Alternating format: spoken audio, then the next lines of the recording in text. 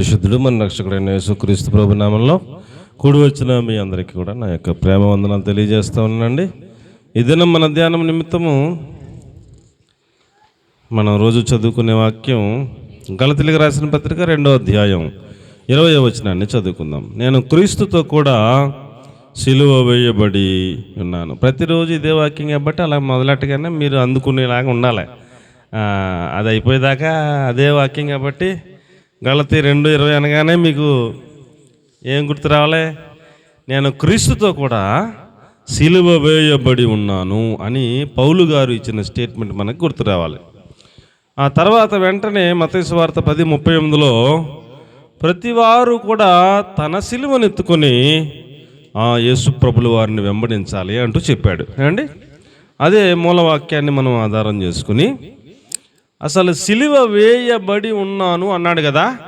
సిలువ వేయబడినప్పుడు ఏమేమి సిలువ మీద సిలువలో యేసుప్రభులాగే నేను కూడా సిలువ వేయబడి ఉన్నాను అని పౌలు గారు చెప్పాడు.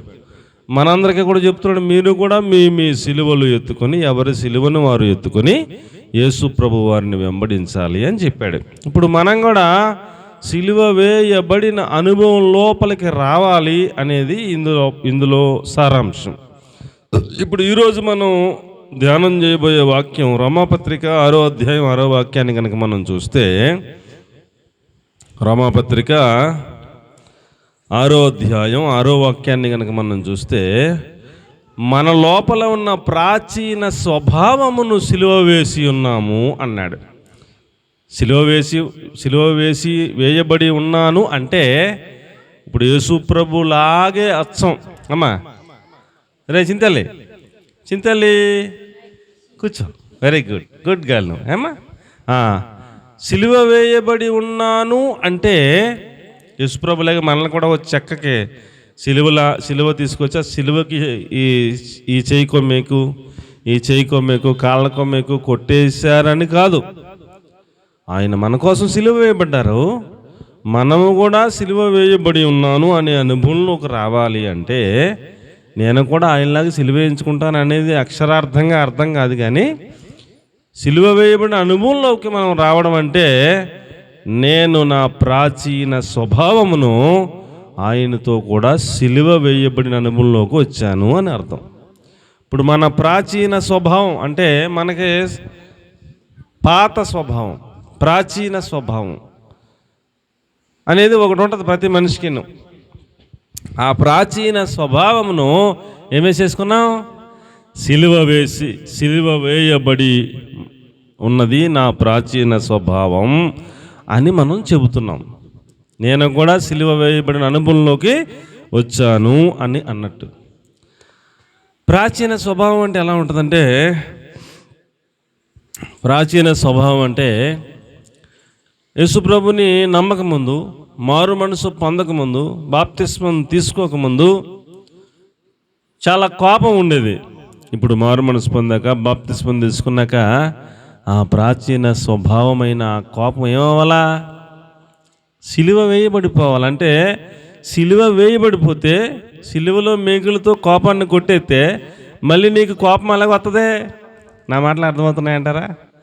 మళ్ళా నీ ప్రాచీన స్వభావం సిలువ వేయబడి అనుభవంలోకి వచ్చేస్తే ఎప్పుడైతే నీవు క్రీస్తుతో కూడా సిలువ వేయబడి ఉన్నావో ఇక తర్వాత నుంచి నీకు ఆ కోపం అనేది ఇక వస్తుందా?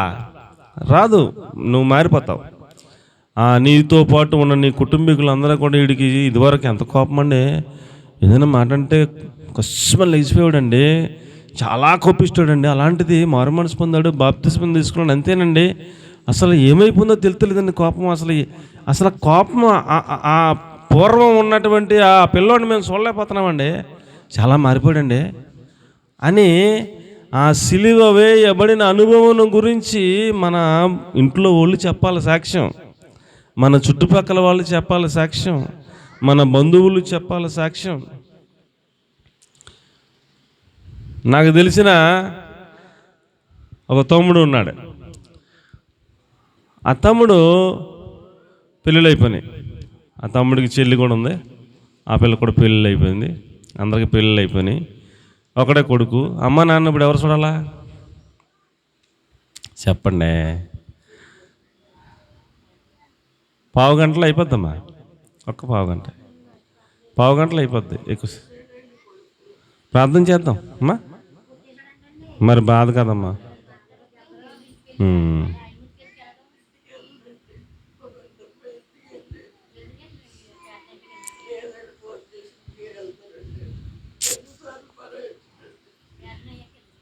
ఒక పావు గంట అక్కడ వెళ్ళిపోతారు కానీ అమ్మ. అందరూ వారి కోసం ప్రార్థన చేద్దాం. ప్రార్థన చేశాక అప్పుడు మనం ప్రార్థన ముగించుకుని వెళదాం. వారు దుఃఖంలో ఉన్నారు. దేవుడే వారిని ఓదార్చినట్లుగా, పరిస్థితులు మార్చినట్లుగా మనం ప్రార్థన చేద్దాం. పూర్వపు స్వభావము సిలువ వేయబడిన అనుభవంలోకి రావాలి. ఇప్పుడు పూర్వం కోపిష్టోడు కోపం పోవాలా. దేవుని వాక్యం ఏం చెప్తుంది? నీ తల్లిని నీ తండ్రిని సన్మానించుము, నీ తల్లి తండ్రి మాట వినుము అని చెప్తుంది దేవుని వాక్యం. ఈ పిల్లోడు మారుమనసు పొందానని చెప్తాడు, బాప్తిస్మం తీసుకున్నానని చెప్తాడు, వాక్యం అంతా తెలుసు అని చెప్తాడు. కానీ అమ్మనే నాన్న చూడండి అంటాడు. వీడి ప్రాచీన స్వభావం మారిందా మారలేదా అమ్మా? మారుమనసు పొందాను అంటాడు, బాప్తిస్మం తీసుకున్నాను అంటాడు, వాక్యం అంతా తెలుసు అంటాడు అండి. అమ్మనే నాన్న చూడండి అంటాడు. ఇప్పుడు ఈ కుర్రోడు ప్రాచీన స్వభావం మారిందా? సిలువ వేయబడిందా వేయబడలేదా?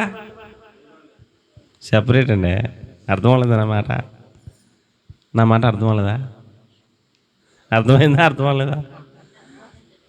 నాకు తెలిసిన తమ్ముడు ఉన్నాడు, పెళ్ళి అయిపోయింది అడిగి.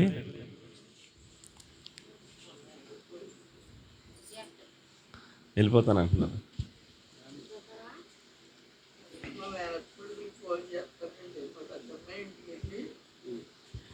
ప్రార్థన చేసి పంపండి. మావిడి దుఃఖంలో ఉన్నారు, కొడుకు కొట్టేశాడంట. ప్రార్థన చేసి పంపండి అబ్బాయి. సరే, ఇప్పుడు నాకు తెలిసిన తమ్ముడు ఉన్నాడండి. ఆడికి వివాహం అయిపోయింది. ఆ తమ్ముడికి చెల్లి ఉంది, ఆ పిల్లకి కూడా వివాహం అయిపోయింది. ఇప్పుడు ఈ పిల్లోడు మారుమనసు పొందాడు, బాప్తిస్మం తీసుకున్నాడు. ఇప్పుడు అమ్మా నాన్న ఎవరు చూడాలి? కొడుకు చూడాలా, కోడలు చూడాలా? వీడు అంటాడా నేను చూడను అంటాడు. ఇప్పుడు వీడి ప్రాచీన స్వభావం మారిందా? సిలువ వేయబడిందా? వేయబడలేదు. అది నా ప్రశ్న.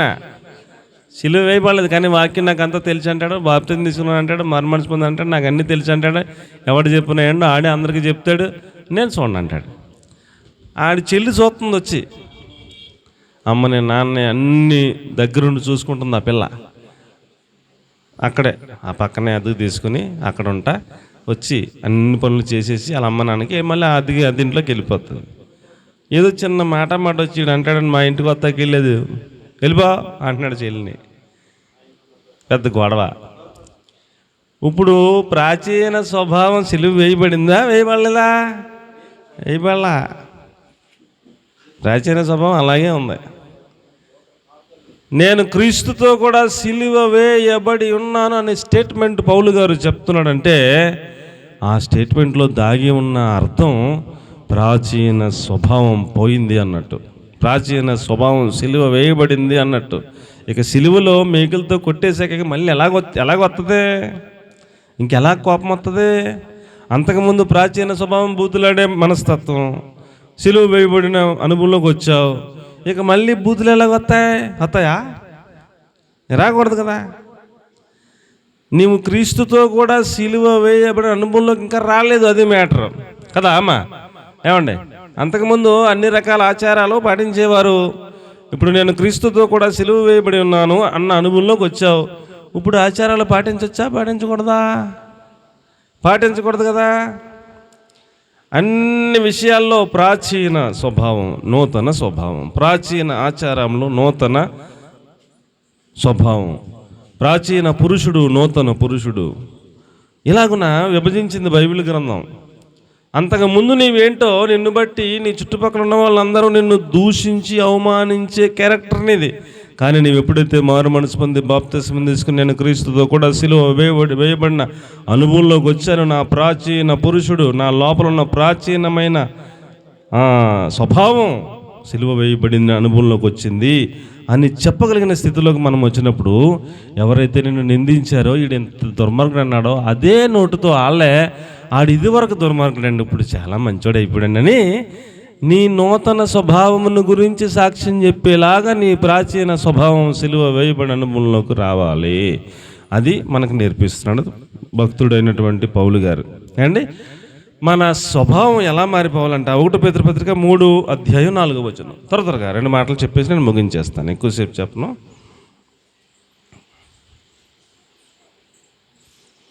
1 పేతురు పత్రిక 3:4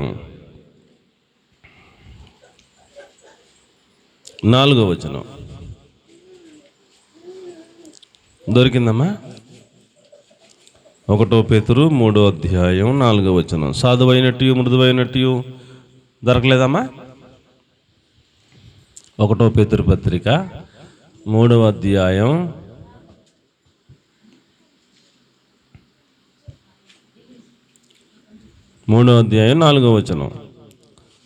సాధువైనట్టు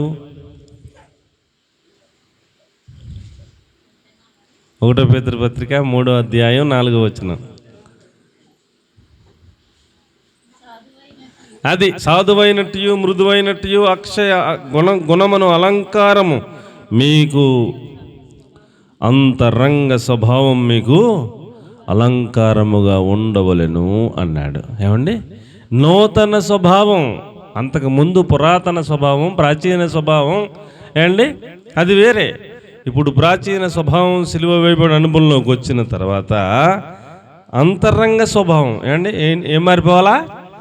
అంతరంగ స్వభావం మారిపోవాలి. ఎలా మారిపోవాలి?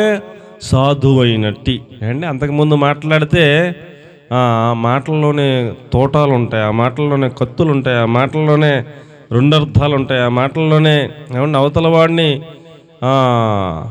గాయపరిచేటట్టు ఉంటాయి, ఆ మాటలోనే అవతల వాడిని దుఃఖ పెట్టేటట్టు ఉంటాయి. అలాంటి పద్ధతి ప్రాచీన పద్ధతి. కానీ ఇప్పుడు ఆ ప్రాచీన పద్ధతి సిలువ వేయబడి ఇప్పుడు ఎలాంటి స్వభావం వచ్చిందంట? సాధువు అయినట్టి. సాధువు అంటే ఏమండి, అవమానించిన నిందించిన అన్నిటినీ తట్టుకుని సహించుకునేవాడిని, ఓర్చుకునేవాడిని సాధువు అన్నట్టు. సాధువు అయినట్టి. తర్వాత ఇంకా మృదువు అయినట్టి. మన మాట తీరు అంతకుముందు చాలా దారుణంగా ఉండేది. ఇప్పుడు మనం నోరు తెరిస్తే మృదువుగా, చాలా ఏమంటారు మృదువు అంటే ఏంటండి, ఇలా ఏదన్నా క్లాత్ పట్టుకుంటే జారిపోతుంది అన్నట్టు, అంత మృదువుగా మన మాట తీరు అంతా. అమ్మ బాగున్నారా, పిల్లలు బాగున్నారమ్మా అన్నట్టుగా, నీకు స్తోత్రమే, నీ బిడ్డలకి స్తోత్రమే, మీ ఆయనకి స్తోత్రమే అనే పరిస్థితి నుంచి ఇప్పుడు అందరూ బాగున్నారమ్మా అనే మృదువైన మాట తీరులోకి వచ్చేసింది అనమాట. సాధువైనట్టి మృదువైనట్టి గుణము మారిపోవాలా. అంతకుముందు గుణం వేరు, ఇప్పుడు గుణం వేరు. గుణమును అక్షయ అలంకారము మీకు అలంకారముగా ఉండాలి, మీ అంతరంగ స్వభావం మారిపోవాలి అన్నాడు అండి. ఇంకెక్కువ చెప్పలేను. మన యొక్క స్వభావం, పాత స్వభావం, ప్రాచీన స్వభావము సిలువ వేయబడిన అనుభవంలోకి రావాలి. అంతరంగ నూతన స్వభావం సాధువైనట్టి మృదువైనట్టి అక్షయ గుణమని అలంకారంగా మారాలి. అదే సిలువ వేయబడిన అనుభవం అన్నట్టు. ఏమ్మా, నాకు అర్థమవుతుందా? ఇప్పుడు మనలో ప్రతి ఒక్కరిని తీసుకెళ్ళి ఒక సిలువ తయారు చేసి దానికి మనల్ని అక్కడ పెట్టి ఈ చెయ్యి ఈ చేయికో మేకు, ఆ చేయికో మేకు, కాలు 2 పెట్టి కాలు 2 ఒక మేకేసి సిలువ వేసేయాలన్నట్టు కాదు, అక్షరార్థం కాదు. దాని యొక్క భావం, దాని యొక్క అర్థం, నా ప్రాచీన స్వభావమును నేను సిలువ వేయబడిన అనుభవంలోకి వచ్చాను, నా అంతరంగ స్వభావం మారిపోయింది, నా మాట తీరు మారిపోయింది, నా విధానం మారిపోయింది, నా ప్రవర్తన మారిపోయింది, నా ప్రాచీన అలవాట్లు మారిపోయాయి అండి. నేను వాక్యానుసారంగా జీవిస్తున్నాను, దేవుని మాటలు వింటున్నాను, ఆయన ఆజ్ఞలను గైకొంటున్నాను, ఆయన వాక్యాన్ని గైకొంటూ నేను ఫలించే వ్యక్తిగా ముందుకు సాగుతున్నాను, నా స్వభావం నూతనపరచబడుతూ ఉంది అనే సాక్ష్యాన్ని చెప్పడమే ఏమండి ఆ సిలువ వేయబడిన అనుభవం. అర్థమైన వాళ్ళందరూ స్తోత్రం చెప్పండి. ఎఫెసీ పత్రిక 3:15 కనుక మనం చూస్తే, ఎఫెసీ పత్రిక 3వ అధ్యాయం 15వ వచనంలో మన అంతరంగ పురుషుని యందు శక్తి కలిగి ఆయన ఆత్మ వలన బలపరచబడాలి అన్నాడు. అంతరంగ పురుషుడు ఒక ఆయన ఉంటాడంట. శరీరంలో కనపడే పురుషుడు, నేను ఇప్పుడు పురుషుడిని, నేను కనపడుతున్నాను మీకు, ఇది బయట పురుషుడు. అంతరంగంలో ఒక పురుషుడు ఉంటాడనమాట అండి. అంటే మీకు బాగా అర్థం అవడానికి, ఎవరైనా బాగా తాగేశారనుకోండి, ఆడు మాటలు తేడాగా ఉంటాయి. ఎవరినన్నా అడిగితే ఆడేటర్ అలా తిట్టేస్తున్నాడు, అలాగే అంత దుర్మార్గం మాడుతున్నాడు ఏంటంటే, ఆడు కాదురా, ఆడు లోపల ఇంకోడు ఉన్నాడు రా, ఆడు మాట్లాడుతున్నాడు రా అంటారు.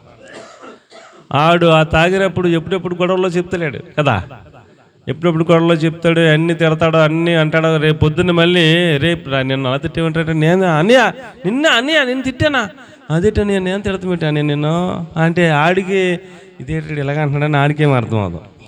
ఆడు లోపల ఒకడు ఉంటాడు అనమాట, అంతరంగ పురుషుడు అన్నట్టు. ఇప్పుడు ఈ అంతరంగ పురుషుని యందు శక్తి కలిగి ఆయన ఆత్మ వలన, దేవుని ఆత్మ వలన ఈ అంతరంగ పురుషుడు బలపరచబడాలి అంటున్నాడు. కాబట్టి మన అంతరంగ స్వభావం మారాలి, మన అంతరంగ పురుషుడు బలపరచబడాలి అంటే శరీర పురుషుడు సిలువ వేయబడిన అనుభవంలోకి రావాలి. అర్థమవుతుందంటారా నా మాటలేమన్నా?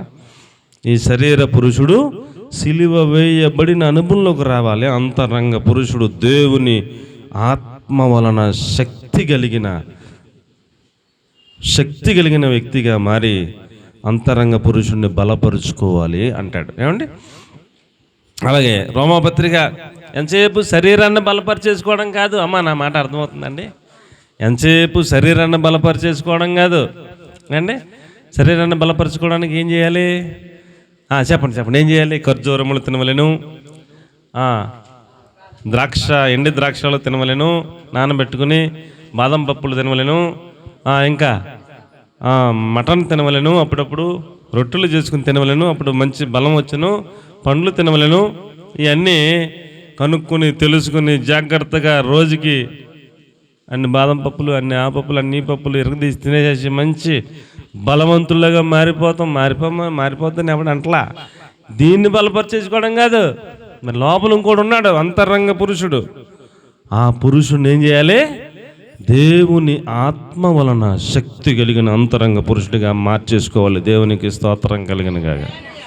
అంతరంగ పురుషుడు శక్తి కలిగిన వాడవ్వాలి. దేవుని బలము చేత బలపరచబడాలంటే శరీరానికి ఇన్ని పప్పులు ఎలాగ అవసరమో ఆత్మకు కూడా అంత వాక్యం అవసరం. ఆ వాక్యాన్ని రోజు ఆత్మకు పెట్టి ఆత్మను ఏం చేసుకోవాలి? బలపరుచుకోవాలి. ఇప్పుడు ఆదివారం వస్తున్నాం, అంత వాక్యం విని బలపరుచుకుంటున్నాం. మరి మిగిలిన 6 రోజులు బలహీనం అయిపోతుందా, బలపడుతుందా? ఏ రోజుకు ఆ రోజే ప్రతిరోజు బైబిల్ తీసుకుని కొన్ని అధ్యాయాలు చదువుకుని దాన్ని ధ్యానం చేసుకుని ఆ వాక్యం మీద మనసు పెట్టి కొంత ఆహారాన్ని ఆత్మకి మనం ఇచ్చి ఆ ఆత్మను ప్రార్థన ద్వారా, వాక్యం ద్వారా ప్రతిరోజు ఏం చేసుకోవాలి? దేవుని ఆత్మ ద్వారా మన ఆత్మను బలపరుచుకోవాలి. అప్పుడు ఈ ప్రాచీన పురుషుడు సిలువ వేయబడిన అనుభవంలోకి వస్తాడు. అంతేగాని ఆత్మకేం పెట్టకుండా శరీరాన్ని బలపరిచేసుకుంటే ఆత్మ సిక్కిపోతుంది. దేవునికి స్తోత్రం. కాబట్టి మహాజ్ఞానైన సొలొమోను గారు శరీరాన్ని బాగా బలపరిచేశాడు. ఆయన భోజన సామాగ్రి ఒక్కరోజుకి ఎంతనగాని పెద్ద లిస్ట్ రాశారు. ఇన్ని ఆవులు, ఇన్ని అని పెద్ద లిస్ట్ రాసుకొచ్చారు. అన్ని రకాల మాంసం రోజు తింటాడంట. అదొక ముద్ద, ఇదొక ముద్ద, ఇదొక ముద్ద, అంత టేస్ట్ కావాలి మనోడికి. అన్నీ తింటాడా, అన్నీ కావాలి, అన్నీ వండుతారు. ఆ లిస్ట్ చూస్తే మనకు బొరపాడైపోద్ది. ఆయన ఒక్కడే తినేడు. ఆయనతో పాటు రాజ్యంలో ఉన్నటువంటి అక్కడ ఇంకా మంత్రులు, ఇంకా క్యాబినెట్, ఇంకా వాళ్ళందరూ ఉంటారనుకుంటా, భోజన వాళ్ళందరూ తింటారనుకుంటా. మొత్తం మీద మనోడు అన్ని టేస్ట్ చేస్తాడు. రోజు మాంసం తినేది ఏమైపోతే శరీరం బలపడిపోయి కోరికలు పెరిగిపోయి 700 మందిని అఫీషియల్గా పెళ్లి చేసుకున్నాడంట, 300 మందిని అన్అఫీషియల్గా మొత్తం 1000 మందిని పెట్టుకున్నాడంట భార్యలను. ఎంతమందిని అండి? ఇంతమంది భార్యలు ఎందుకు? బాగా శరీరాన్ని బలపరిచేస్తున్నాడు. బలపరిచేస్తే ఏం చేస్తుంది? శరీరం కోరికలు పెరిగిపోతాయి. కాబట్టి ఆత్మను బలపరచాలంటే శరీరాన్ని ఏం చేయాలి? అమ్మ సెపరేటే ఆత్మీయ ఆహారం ఎక్కువగా పెట్టాలి, శరీరాహారం కాస్త తగ్గించి శరీరం బలపడకుండా కాస్త కంట్రోల్ చేయాలి. అది ప్రాచీన పురుషుడు సిలువ వేయబడిన అనుభవంలోకి నడిపించాలి, ఆత్మను బలపరుచుకోవాలని చెప్తున్నాడు. అర్థమైన వాళ్ళు అందరూ స్తోత్రం చెప్పండి. రోమాపత్రిక 2వ అధ్యాయం 29వ వచనంలో శరీర సంబంధమైన సున్నతి సున్నతి కానే కాదు, ఆత్మ సంబంధమైన సున్నతి మాత్రమే సున్నతి అంటాడు. అపోస్తలుడైన పౌలు గారికి యూదులతో పెద్ద తలకాయ, యూదులతో పెద్ద వివాదం. యూదులు అంటారు శరీరమందు సున్నతి చూసుకుంటే అబ్రహాము పిల్లలు అంటారు వాళ్ళు. పౌలు గారు అంటాడు, ఒరే శరీర సంబంధంగా సున్నతి చేసుకున్నంత మాత్రాన ఏమీ కాదు నాన్న, చేసుకోలేకపోయినంత మాత్రాన ఏమీ కాదు, అంతరంగంలో సున్నతి చేసుకున్న అనుభవంలోకి రావాలి, అది చాలా ఇంపార్టెంట్ నాన్న అని చెప్తున్నాడు. శరీర సంబంధంగా ఎంత ఇంపార్టెంట్ అని అనుకుంటున్నావో అంతకంటే ఎక్కువ అంతరంగ సున్నతి. అంతరంగ సున్నతి అనగా బాప్తిస్మం తీసుకోవడం ద్వారా, ఆ యొక్క సిలువ వేయబడిన అనుభవంలోకి రావడం ద్వారా నేను దేవునికి ప్రత్యేకించబడిన వాడిని అన్నట్టుగా బ్రతకడం ద్వారా అబ్రహామును ప్రత్యేకించాడు ఈ సున్నతి అనే ఒక నియమం ద్వారా. దేవుడు ఆ నియమం ద్వారా వీళ్ళందరూ నా పిల్లలు అన్నట్టుగా ఆయన ఒక నియమాన్ని పెట్టాడు. అంతకంటే ఎక్కువ ఆత్మ సంబంధంగా నేను దేవుని పిల్లోడిని అన్నట్టుగా బతుకు, అదే నీకు ఆత్మ సంబంధమైన సున్నతి అన్నాడు. శరీర సంబంధమైన సున్నతి చేసుకోలేని వారు ఏం బాధపడక్కర్లేదు, ఆత్మ సంబంధంగా అంత సున్నతి చేసుకున్న వారికంటే ఎక్కువ భక్తి చేసి బతకండి, అది అంతకంటే ఎక్కువ నూతన స్వభావం, అంతరంగ సున్నతి అంటూ మాట్లాడతాడు. లోకాసువార్త 11:39 వచనంలో మనం చూస్తే, పరిసయ్యులారా శాస్త్రులారా మీరు గిన్నెను వెలపట చాలా శుభ్రంగా శుద్ధి చేస్తూ ఉంటారు, మీ అంతరంగము దోపుతోనూ చెడుతనముతోనూ నిండి ఉన్నది అన్నాడు. శాస్త్రులు పరిచయాలు చేసి ప్రభుని అన్నారు, నువ్వేంటి మరి ఎక్కడ పడితే అక్కడే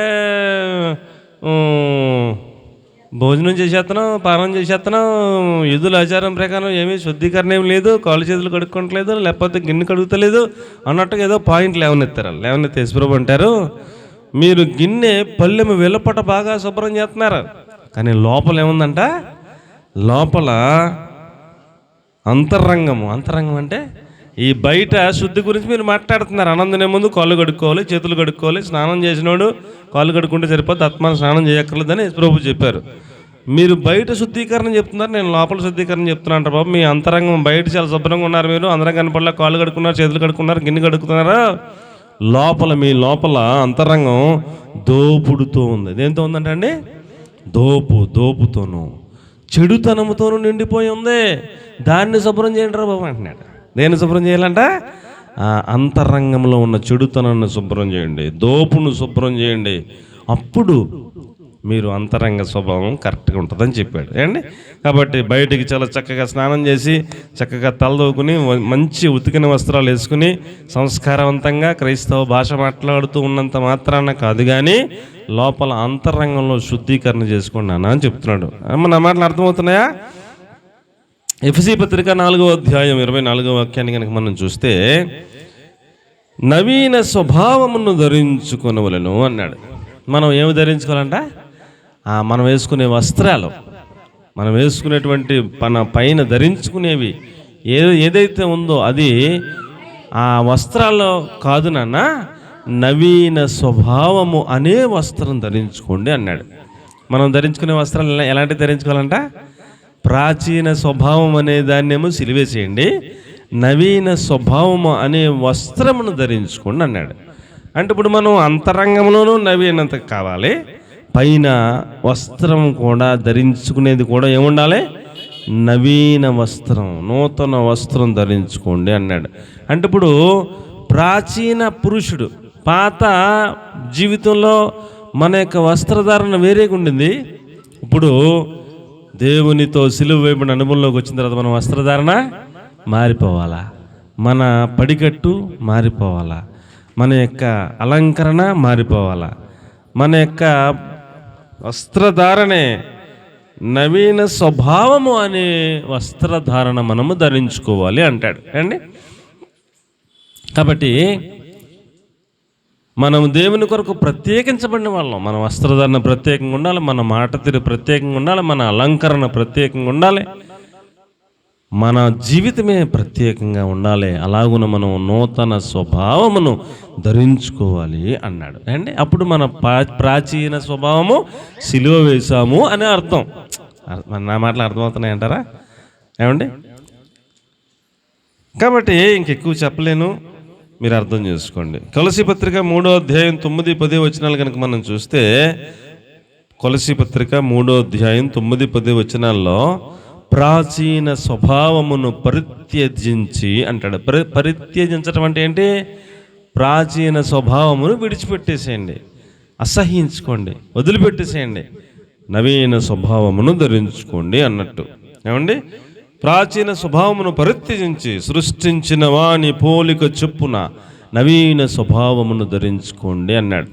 ప్రాచీన స్వభావమును విడిచిపెట్టేసుకోవటం నీకు చేతనైతే, నాకు చేతనైతే, మనల్ని సృష్టించిన దేవుని పోలిక ఒకటి ఉందట, ఆ పోలికను మీరు నూతన స్వభావంగా ధరించుకోండి అన్నాడు. దేవుని స్వభావం ఏంటి? అబద్ధం అంటావు. దేవుని స్వభావం ఏంటి? యథార్థవంతుడు. దేవుని స్వభావం ఏంటి? ఏమండి? మాట తప్పడు. దేవుని స్వభావం ఏంటి? కనికరం కలిగిన వాడు. ఇంకెలా చెప్పుకుంటూ పోతే ఆయన స్వభావంలో ఉన్న గుణాలు గణాలు బోలను ఉన్నాయి. అలాగున మనం మారిపోవాలట. అలాగ మారిపోవటమే మనం నూతన స్వభావమును ధరించుకొనుట. మనల్ని సృష్టించిన వాని పోలికలో మనం నూతన స్వభావమును ధరించుకోవడం అనేది నేర్చుకోవాలి. ప్రాచీన స్వభావమును సిలువ వేసిన అనుభవంలోకి మనందరం కూడా రావాలి అంటూ చెబుతున్నాడు. తీతు పత్రికలో 3వ అధ్యాయం 5వ వాక్యాన్ని కనుక మనం చూస్తే, తీతు భక్తుడు చెబుతున్నాడు, నూతన స్వభావము గురించి మాట్లాడుతున్నాడు. చదువమ్మా మాట. తీతు 3:5. తీతు పత్రిక 3వ అధ్యాయం 5వ వచనం దొరికిందమ్మా?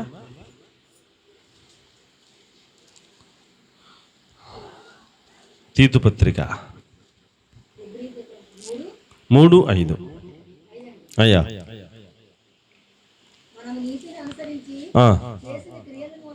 కాక చెప్పునండి. పునర్జన్మ సంబంధమైన స్నానము ద్వారాను నూతన స్వభావము కలుగు చేయటం ద్వారాను రక్షించెను. పరిశుద్ధాత్మ మనకి ఏమి ఇచ్చాడటండి?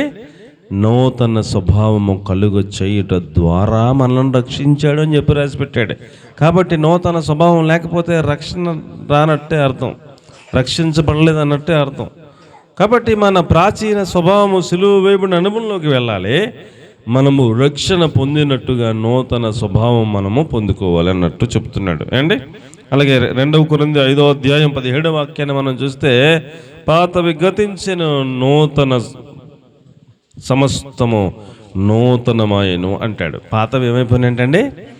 పాతవి గతించిపోయినాయి అంట, సమస్తము ఏమైపోయినాయి అంటండి?